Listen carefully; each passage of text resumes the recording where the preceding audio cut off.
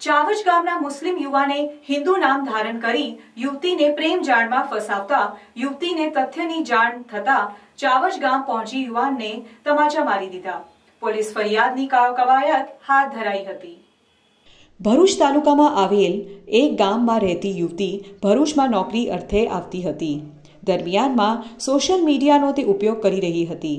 તે વેળા આર્ય પટેલ નામના યુવાન સાથે તેનો સંપર્ક થયો હતો. સમયાંતરે તેમની વચ્ચે પ્રેમ સંબંધ પાગ્યો હતો. છેલ્લા 4 વર્ષથી તેમની વચ્ચે પ્રેમ સંબંધ હતા.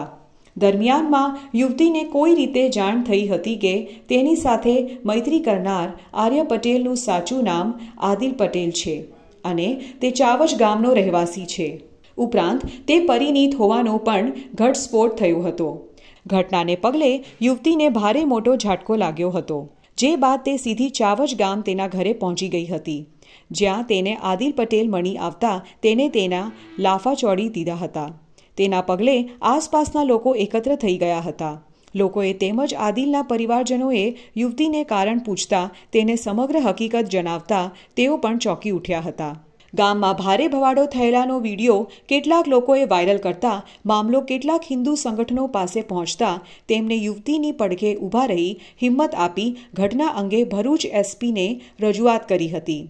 જેના પગલે એસપીએ તેની તપાસ મહિલા પોલીસ સ્ટેશનને આપી હતી. જેમાં યુવાનની કરતૂતના પુરાવા એકત્ર કરી પોલીસે મામલામાં ફરિયાદ નોંધવાની કવાયત હાથ ધરી છે.